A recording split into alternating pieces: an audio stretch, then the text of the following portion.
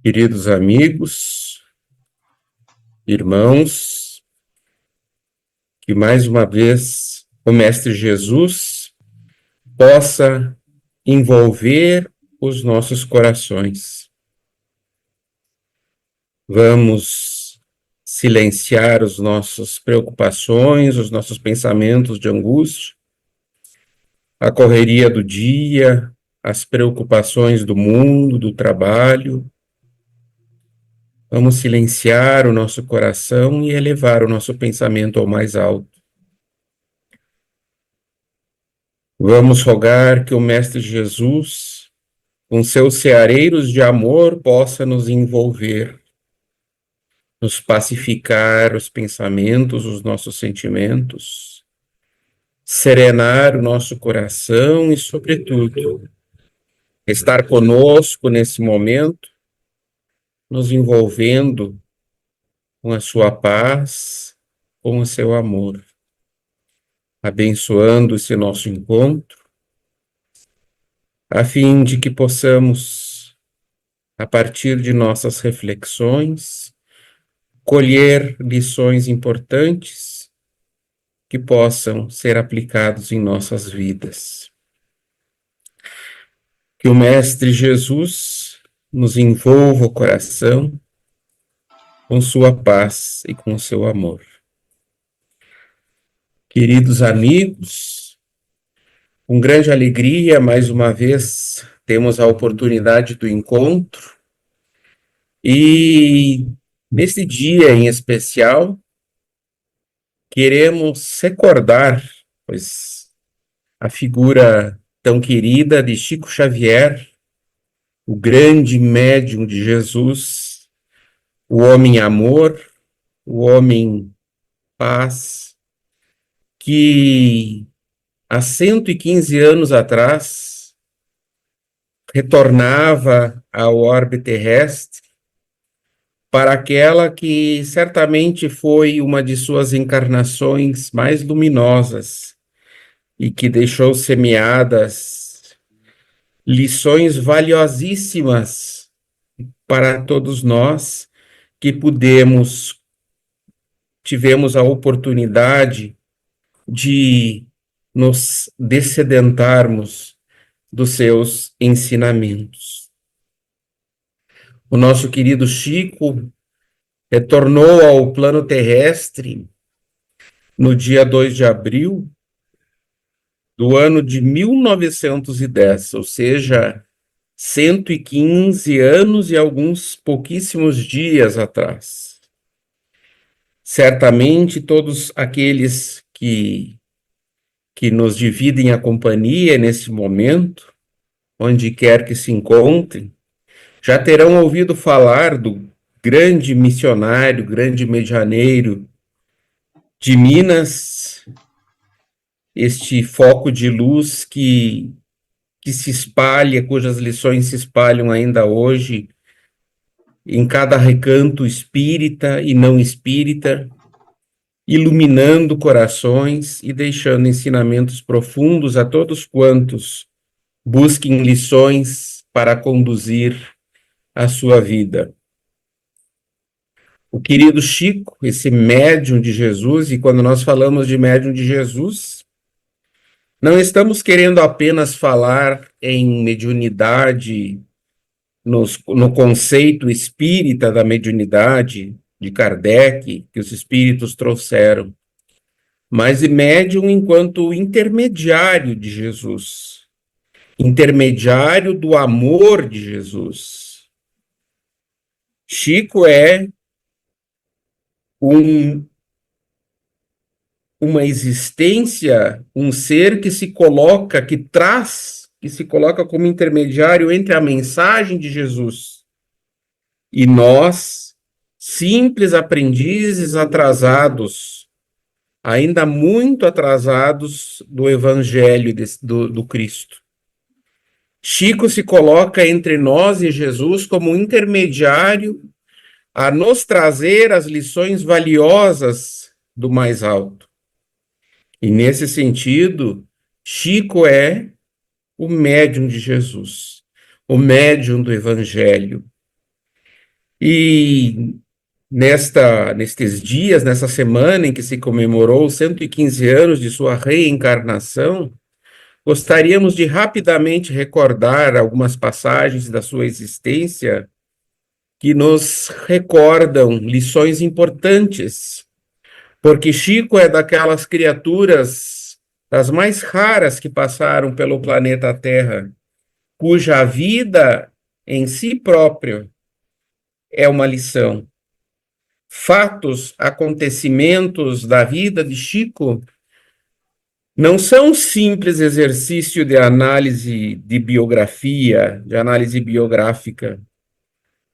Cada fato que possamos examinar da vida de Chico é um fato que ensina, que nos traz lições e do qual saímos enriquecidos, já que Chico, como poucos, exemplificou o Evangelho de Jesus. Por isso que examinar a vida de Chico não é prestar-lhe uma homenagem que ele não precisa, ou colocá-lo num lugar especial onde ele já se encontra, especialmente em nossos corações. Mas recordar-lhe a vida é se propor a aprender com os ensinamentos que os seus exemplos de vida nos deixam, passados mais de 20 anos do seu retorno à pátria espiritual. Chico nasceu numa família muito humilde do interior do Brasil. Na cidade de Pedro Leopoldo, hoje, região metropolitana de Belo Horizonte, mas naquela época, 1910, era um interior profundo ainda.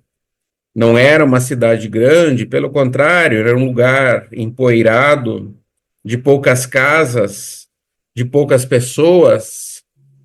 Nasceu numa família extremamente pobre, um filho de um casal humilde, um casal típico do interior do Brasil que vivia com grandes dificuldades para sobreviver, vivendo de pequenos bicos e com a agravante de que traziam uma família já bastante numerosa em filhos, pobreza, dificuldades, apesar do trabalho e das limitações. Vivia esse casal numa casa simples, uma casa térrea, ambos de fé católica muito forte, e foi ali então que em 2 de abril de 1910 o Chico nasceu. O seu pai, João de Deus, era um simples vendedor de bilhetes de loteria, e a sua mãe, Dona Maria João, era apenas uma dona de casa que cuidava dos filhos, que lavava, né, trabalhava muitas vezes de lavadeira, né? E esse menino enfrentaria dificuldades enormes já desde cedo. E a primeira delas, que lhe desacomodaria, certamente, além de toda a simplicidade, a miséria, a dificuldade que aquela família enfrentava, mas muito pequenino, a sua mãe adoecera e viria a desencarnar, deixando aquele pequeno menino órfão. Então, temos a cena do pequeno Chico à beira da cama, né? O queixo encostado na madeira, né? Na cabeceira do leito. A sua mãe contempla o menino. E Chico, depois, quando conta o episódio, reconhece que disse à mãe palavras até muito duras, né? Por que a senhora, mamãe, está dando seus filhos para os outros? Não quer mais seus filhos, é isso? Porque a mãe, já num processo, sabendo do seu destino, já estava começando a distribuir os filhos entre pessoas queridas, pessoas de confiança. E a mãe lhe diz: não, se qualquer pessoa falar que eu morri é mentira. Não acredite. Eu só vou ficar quieta, dormindo, não responderei a ninguém. mas não vou morrer. E Chico perde muito pequeno, então, a sua mãe, e ele é encaminhado para uma madrinha, Dona Rita de Cássia, que era uma pessoa muito, uma velha amiga da sua mãe, só que ali começaria uma prova bastante difícil para o menino, porque essa madrinha certamente tinha alguma problemática mental, porque ela era extremamente agressiva, violenta para com o menino. É uma infância cheia de castigos atrozes, de humilhações, e ali começava o burilamento daquela alma que já era uma alma elevada, mas que através daquele sofrimento, daquela dor, era lapidada de uma maneira ainda mais firme para os grandes voos a que a sua missão, a que a sua mediunidade estava destinada. Chico estava ali já se tornando, nesse primeiro momento, já nesses primeiros instantes ainda, com 4, 5 anos de idade, estava se formando como um professor de humildade. E para se formar um professor de humildade que ele viria a se tornar desde muito cedo, era preciso passar no vestibular do sofrimento. E a dona Rita, a madrinha dele, era uma professora intransigente, né? O Chico viria, inclusive, a dizer que ao se levantar de manhã, ele nem se animava a tomar café, ele ficava esperando a primeira surra do dia, só depois ele tomava o café dele, aí já, né, com uma certa alegria ou uma satisfação de já ter pago a primeira parcela do dia, né? E a madrinha essa achava que o menino tinha o diabo no corpo, né? Porque os fenômenos já começavam, de uma certa maneira, a se apresentar, e esses acontecimentos eram, entre aspas, punidos com surras, com agressões, mas a capacidade de resistência do Chico, ela é limitada, é uma criança. E então, um dia, angustiado, já com o corpo cheio de vergões, Chico correu para o fundo do quintal da casa onde moravam, ia se esconder debaixo, né, na sombra das bananeiras que tinha ali, e começou a rezar, começou a orar. E poucos minutos depois, ele viu a sua mãezinha desencarnada a seu lado e manteve com ela um diálogo no sentido de que ela havia lhe prometido de que não iria morrer. E dizia para ela, né, eu quero ir embora daqui, mamãe, eu só vivo apanhando. E a mãe lhe recomenda paciência. Quem não sofre não aprende, meu filho. Minha madrinha diz que eu estou com o diabo no corpo, ele replicava. E a mãezinha dizia, não se importe, não se importa, não se importe com isso. Tudo vai passar e se tivermos paciência, Jesus vai nos oportunizar ficarmos juntos mais uma vez. E a partir daquele dia, Chico não mais chorou, suportava tudo calado, né? Diz que a dona Rita até chegava a dizer, né? O Chico é tão cínico que nem chora que não chora nem mesmo a pescoção, era a expressão que ela usava. E, na verdade, toda vez que ele suportava as surras, sem choro, ele dizia que ele enxergava a sua mãe, então valia muito a pena suportar, né?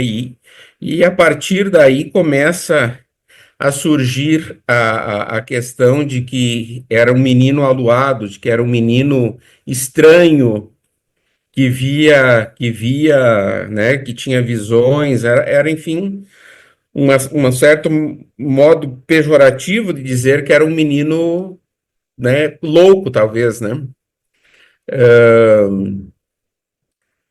Então, o tempo vai passando e realmente as promessas da mãe de Chico vão se cumprindo e chega na vida do Chico uma nova madrasta, né? O seu pai iria se casar de novo com a dona Cidália, que era uma pessoa muito boa e que resolveu reunir os filhos de novo, entre eles o Chico. Então era uma mulher de grande coração, né?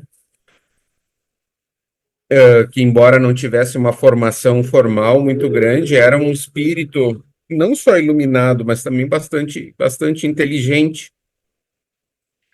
O Chico, embora ela via que ele era uma criança diferente, uma criança estranha que falava né, falava de suas visões, contava seus sonhos e tudo, e ela não julgava isso. Ela ouvia, aceitava, compreendia e incentivava o seu filho. Ela, né, o Chico diria, né, ela me disse que não entendia aquilo, mas que acreditava em mim. E disse que uma coisa que eu não esqueço. Olha, Chico, eu não entendo nada disso, ninguém entende, mas você é um menino inocente e está dizendo a verdade. Um dia, quem sabe, vai aparecer alguém que entenda e explique as suas visões e as vozes que você ouve.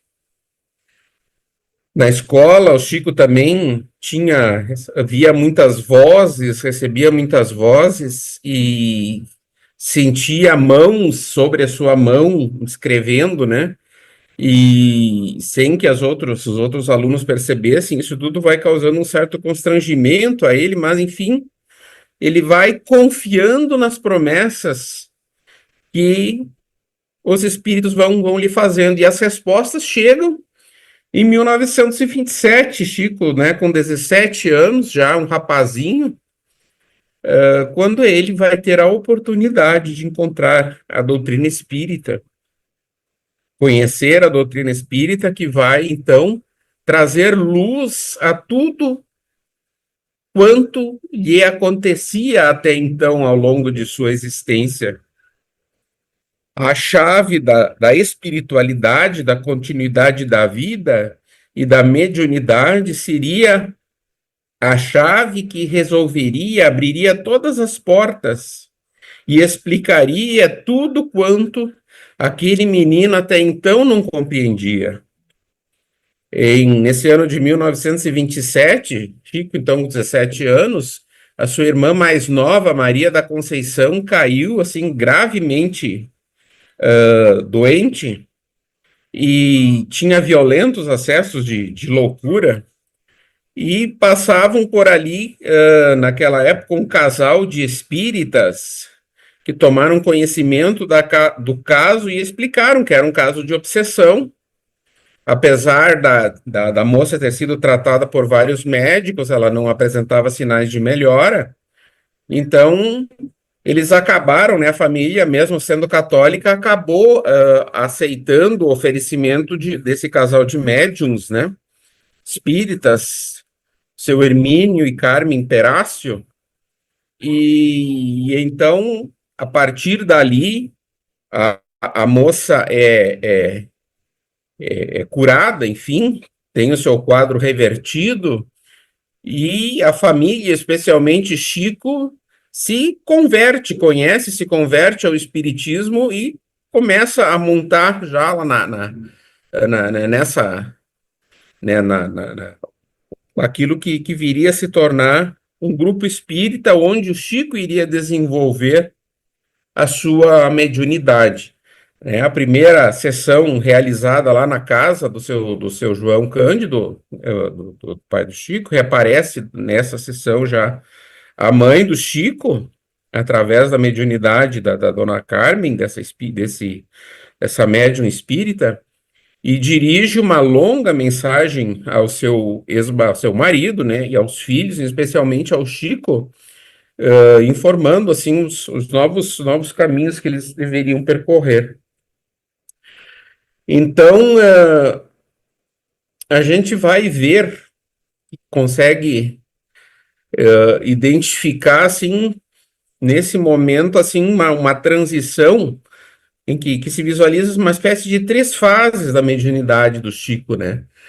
Primeiro, essa fase de completa incompreensão até os 17 anos, que, né, do menino que ali com 4, 5 anos enxerga a sua mãe e passa a ser chamado como uma criança estranha, uma criança aluada, um menino meio louco, até que então, 1927, acontece esse fato da irmã, do encontro com espíritas, um encontro com a doutrina espírita e o início dos seus exercícios mediúnicos, do exercício da mediunidade. Então, que entra nesse segundo momento, que então podemos dizer que é a partir de 27, 28, até 1931, que é uma fase na mediunidade do Chico, que é uma mediunidade, que é uma fase de exercícios mesmo. Recebe centenas e centenas de mensagens de benfeitores, de familiares, de espíritos de vários matizes, mensagens essas que eram, por serem apenas exercícios, acabariam sendo depois inutilizadas.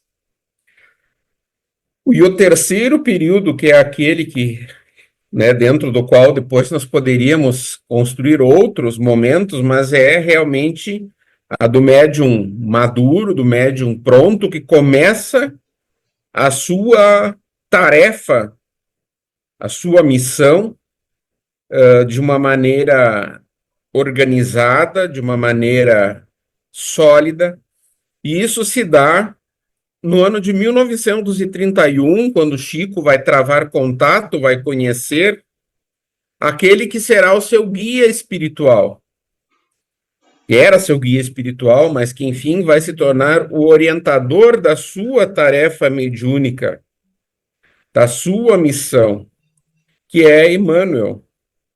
Ele vai encontrar Emmanuel, né, à beira de de uma barragem, né? E Emmanuel vai lhe propor, né, vai lhe convidar, lhe convocar para a sua missão e vai lhe colocar três condições, né? Disciplina, disciplina e disciplina. E a primeira parte dessa tarefa, que depois, obviamente, seria ampliada muitas e muitas vezes, a primeira parte dessa tarefa é 100 livros. E, obviamente, isso será ampliado para muitos mais, né? Acabaram sendo cerca de 450 livros, e, e Chico, então, se lança a tarefa, né? Já havia, então, o Centro Espírita, né? Então, em Pedro Leopoldo, e em 1932 nós vamos ter um momento marcante nessa sua tarefa, que é a publicação do primeiro livro, que é um livro que, desde já no primeiro livro, se torna uma referência nacional, né? O livro tem uma repercussão no Brasil inteiro, que é o Parnaso de Além Túmulo. Nessa obra, nós vamos ver o Chico recebendo centenas de poetas famosos do Brasil, de Portugal e de outras partes, trazendo novos poemas, enquanto espíritos, abordando a questão do prosseguimento da vida, mas sob o enfoque, mantendo o seu estilo de quando que eram encarnados. É um livro que vira manchete no Brasil todo, acaba sendo discutido na Academia Brasileira de Letras e tem assim um papel extremamente relevante para a divulgação do espiritismo. E foi o primeiro de vários livros, né? Depois surgem obras do Emmanuel, em 1943 vai surgir o primeiro livro do Espírito André Luiz, a série André Luiz, A Vida no Mundo Espiritual, que é o livro Nosso Lar, que posteriormente vai virar filme. Em 1959, o Chico, já tendo lançado a grande maioria dos seus principais livros, vai se mudar para Uberaba, vai passar a se dedicar bastante, enfocar bastante a sua mediunidade na questão do consolo àqueles que buscavam, muitas vezes, notícias de entes queridos. A vida do Chico é nos falta nos falta tempo, enfim, para detalhar de maneira mais aprofundada, que certamente faremos num outro momento. A vida do Chico é um exemplo não só de vivência do Evangelho, de ser um intermediário entre Jesus e nós, mas como assim a sua vida foi uma divulgação constante da doutrina espírita. Seja com esse primeiro livro, seja com a questão das cartas de consolo, seja depois, em 1971, com o Pinga Fogo, com a sequência das obras. Então, recomendamos efusivamente que todos conheçam e estudem a vida e a obra de Chico Xavier. É uma lição grandiosa para cada um de nós. Que o Mestre Jesus possa, mais uma vez, nos envolver o nosso coração.